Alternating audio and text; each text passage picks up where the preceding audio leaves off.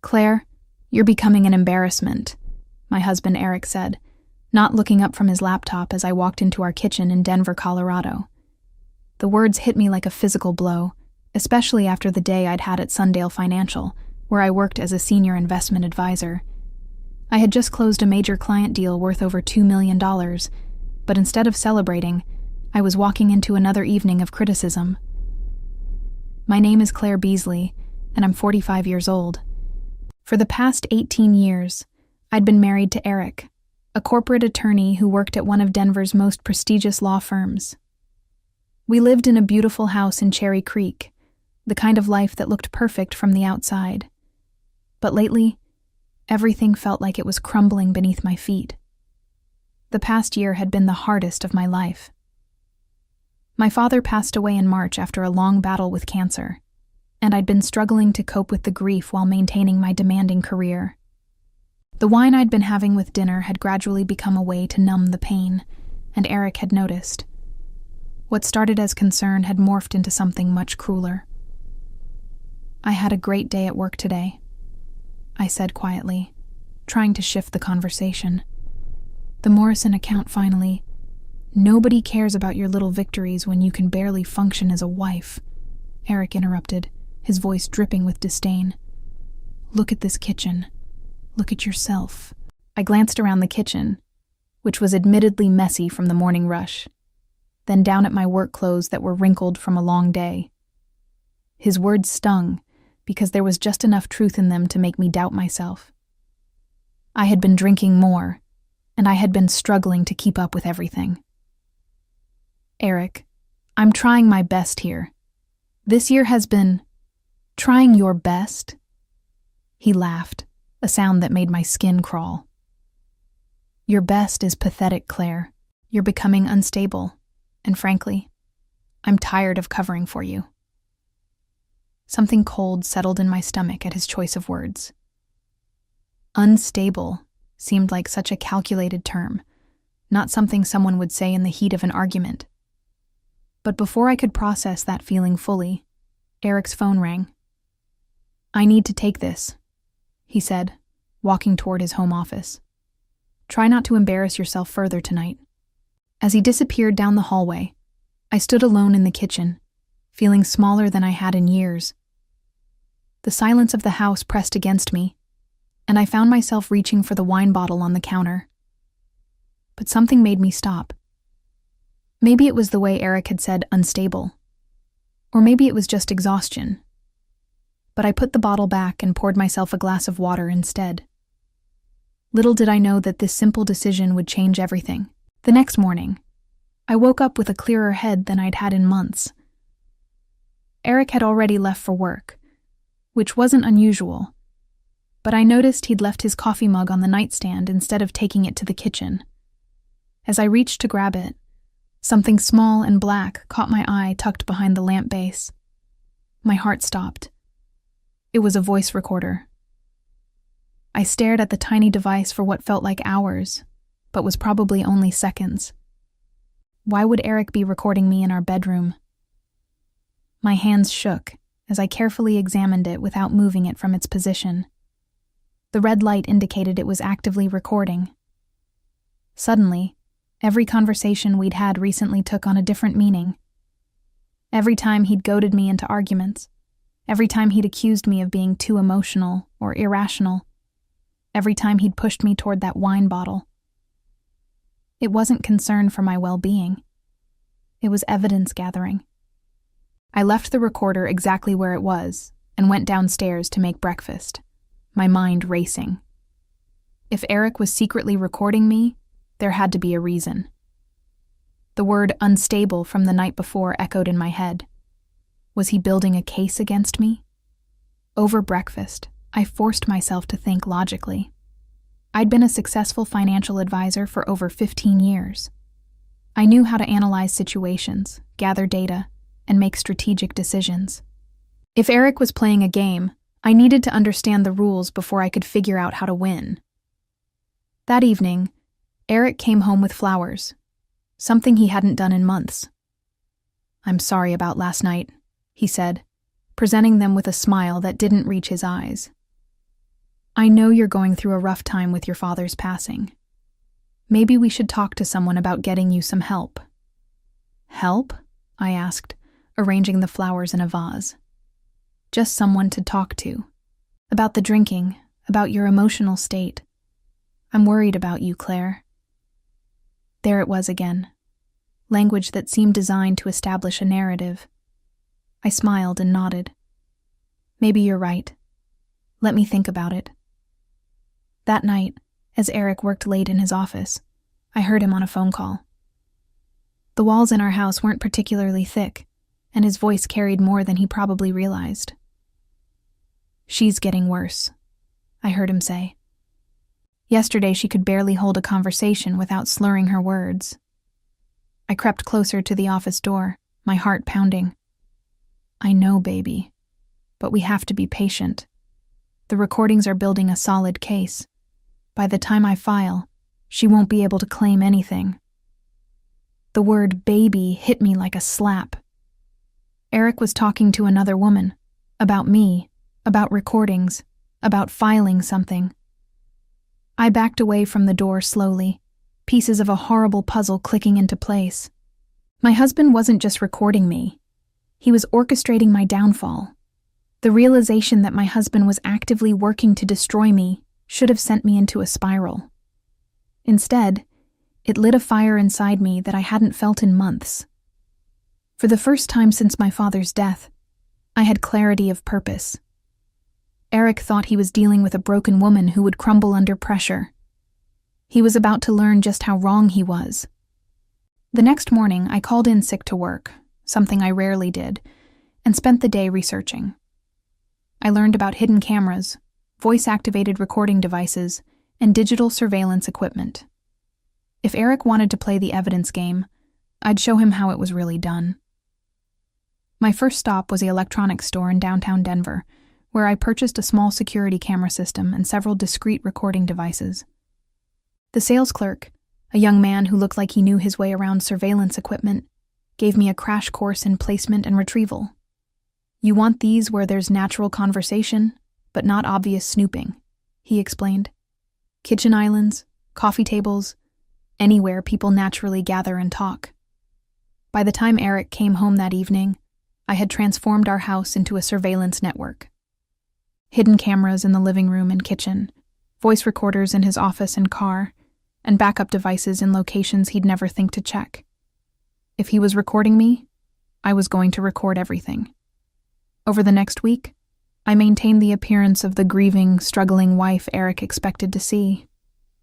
I poured wine at dinner, but barely touched it. I seemed distracted and emotional during our conversations.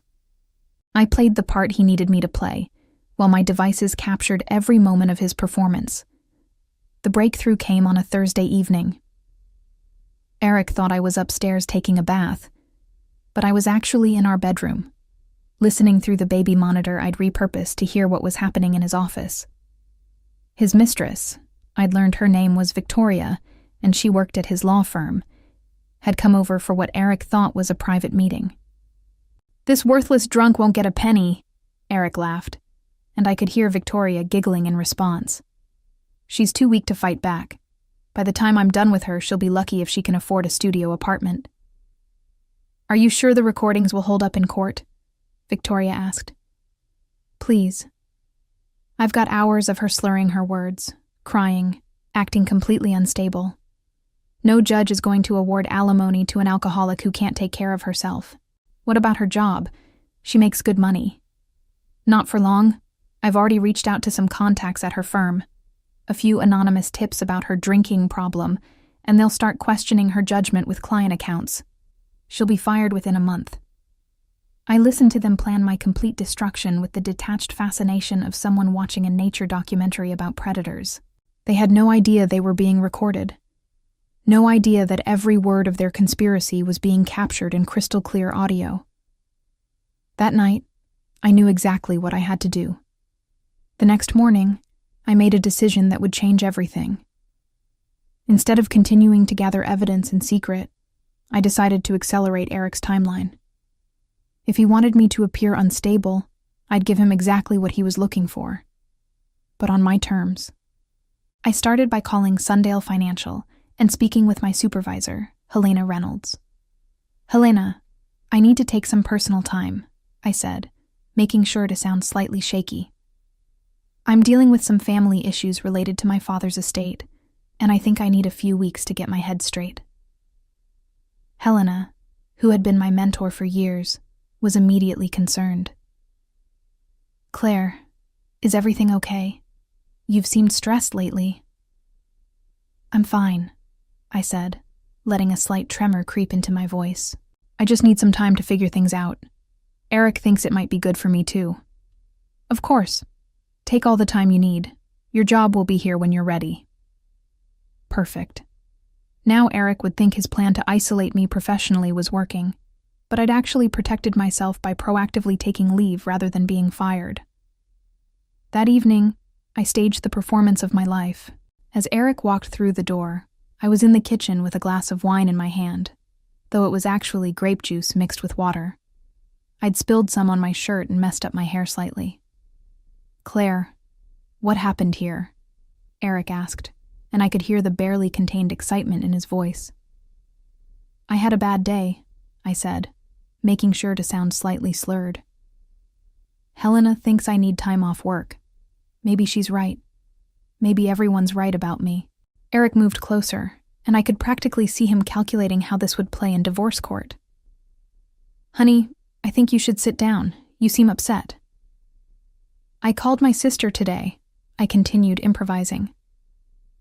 "Told her about how you've been helping me deal with Dad's death. She thinks I'm lucky to have such a supportive husband." The irony wasn't lost on me, but Eric ate it up. "I just want what's best for you, Claire. Maybe we should look into some treatment options." "Treatment?" I let my voice break slightly. "You think I need treatment?" "I think you need help. And I'm going to make sure you get it." That night, after Eric went to sleep, I downloaded all the recordings from my devices and began organizing them into a comprehensive file. What I found was even worse than I'd imagined. Eric had been systematically documenting what he perceived as my failures for months, creating a narrative of decline that started well before my father's death. But more importantly, I had captured his real voice, the cruel, calculating man who laughed about destroying his wife's life with his mistress. The contrast between his public persona as a concerned husband and his private cruelty was startling. The next day, while Eric was at work, I made a phone call that would change everything. I'd researched investigative journalists in the Denver area and found Rachel Moore, who wrote for the Morning Ledger and specialized in stories about abuse of power and legal manipulation. "Mr. Moore's office," came the professional voice of her assistant. "I'd like to speak with Rachel Moore about a story involving legal fraud and domestic manipulation," I said, my voice steady and clear. "Can I get your name and a brief description of the situation?" "My name is Claire Beasley. My husband is a prominent attorney who's been secretly recording me and manipulating evidence to build a false case for divorce. I have recordings of him admitting to conspiracy and planning to destroy my career. I think your readers would be very interested in how the legal system can be weaponized against innocent spouses." There was a pause. "Please hold. Miss Moore will want to speak with you directly." 2 minutes later, Rachel Moore was on the line. "Mrs. Beasley, tell me everything." Rachel Moore was everything I'd hoped for in an investigative journalist, sharp, skeptical, and absolutely relentless when she sensed a real story. We met the next day at a small cafe downtown, far from anywhere Eric might accidentally encounter us. "Before we go any further," Rachel said, pulling out a recorder of her own, "I need to make it clear that anything you tell me will be verified independently. I don't publish he said she said stories. I need evidence." "I have evidence," I said, sliding a USB drive across the table. Hours of audio, video recordings, financial documents showing money being moved without my knowledge, and communications between my husband and his mistress detailing their entire plan. Rachel's eyebrows raised as she pocketed the drive. "This sounds almost too convenient. Why are you coming to me instead of just using this in divorce court?" Because this isn't just about my divorce, I said. Eric isn't the only attorney who's figured out how to game the system. He's told Victoria about other cases where he's used similar tactics. This is a pattern of behavior that goes beyond just one marriage. Victoria is the mistress? Victoria Hendricks. She's an associate at his firm, Bramcove Holdings Legal Division. According to my recordings, she's been helping him research ways to manipulate evidence in divorce proceedings. They've discussed at least 3 other cases where similar tactics were used. Rachel was taking notes furiously. What kind of timeline are we looking at? When is he planning to file? Based on what I've overheard, he's waiting for one more incident that will cement his case. He wants me to have some kind of public breakdown, or do something that will make his allegations seem credible. And you're not going to give him that. No, I'm going to give him something much worse. I'm going to give him the truth. Over the next week, Rachel worked with incredible efficiency. She verified my recordings with audio experts, cross-referenced the financial documents with public records, and even managed to interview 2 other women who had gone through divorces with attorneys from Eric's firm under suspicious circumstances. Meanwhile, I continued playing my part at home. Eric's behavior had become increasingly bold. He no longer bothered to hide his contempt for me, probably because he thought I was too broken to notice or remember clearly. On Wednesday evening, he brought Victoria to our house for dinner. The audacity of it took my breath away, but I maintained my composure. "Claire, you remember Victoria from the firm Christmas party last year?" Eric said, as if this was a perfectly normal social visit. "Of course," I said, shaking Victoria's hand and noting how she avoided eye contact. "It's so nice of you to come check on me. Eric's told you about my rough patch, I'm sure." Victoria glanced at Eric nervously. "He mentioned you've been going through a difficult time." "Oh yes, very difficult.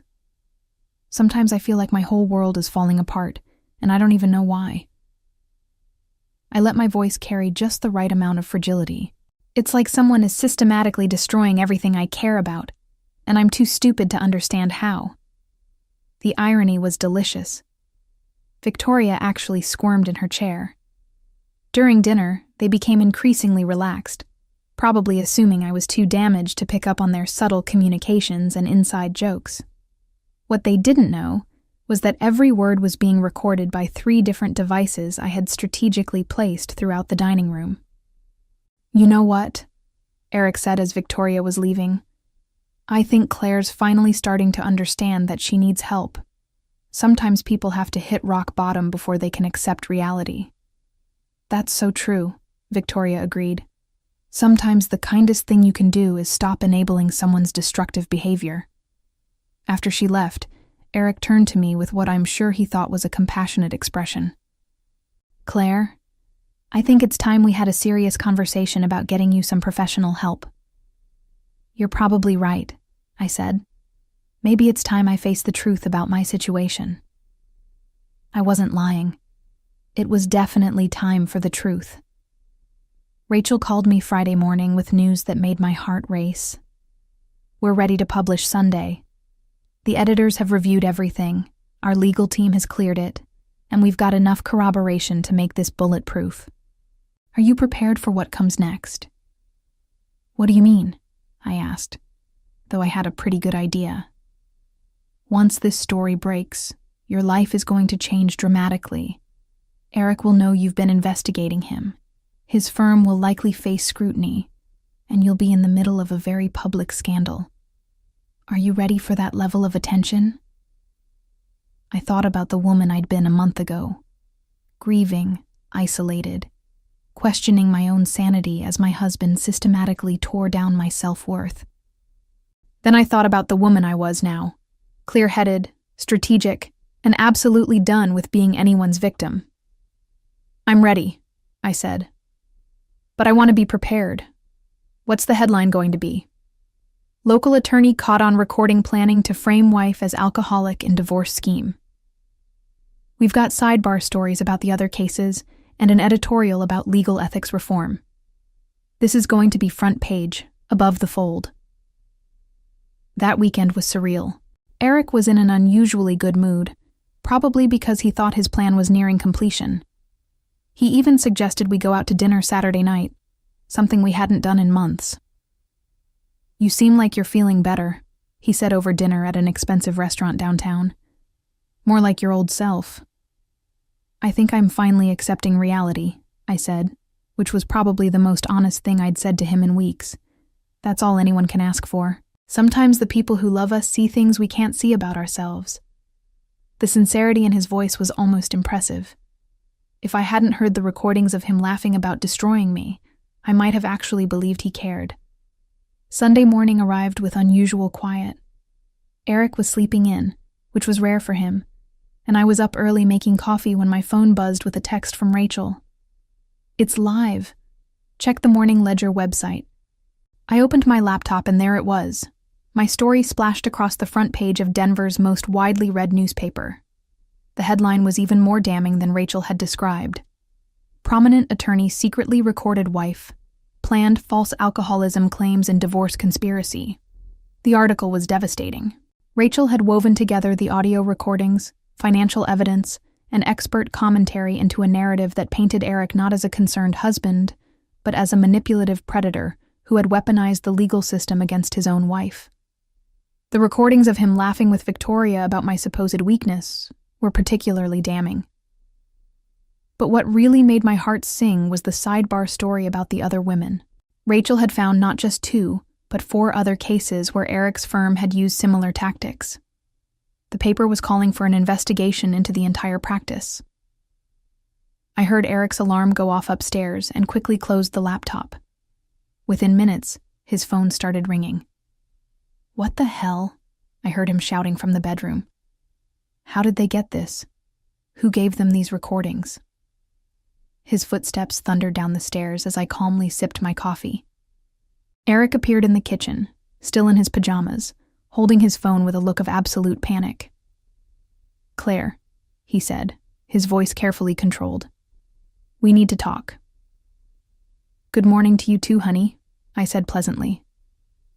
"You seem upset. Bad news?" He stared at me for a long moment, and I could see the exact moment when he realized that the broken woman he'd been manipulating no longer existed. "You did this," he said quietly. "Did what?" I asked, meeting his gaze steadily. "I'm just a worthless drunk, remember? Too weak to fight back." The next few hours unfolded exactly as I had hoped they would. Eric's phone didn't stop ringing. Calls from his law firm, reporters, family members who had seen the story, and presumably Victoria, though he wasn't taking those calls in front of me anymore. "You recorded me," he said, pacing around our kitchen like a caged animal. "You've been recording me this entire time." "Interesting choice of words," I said calmly. "Almost like you're familiar with the concept of secret recordings." "This is different. What I was doing was what, Eric? Justified? Legal? Necessary?" I stood up and faced him directly. "You hid recording devices in our bedroom. You conspired with your mistress to destroy my career. You planned to take everything I've worked for and leave me with nothing. So please explain to me how what I did was different." For the first time in months, Eric had no response. The man who had made his living crafting arguments and manipulating language was speechless. My phone rang, and I answered it without taking my eyes off Eric. "Hello?"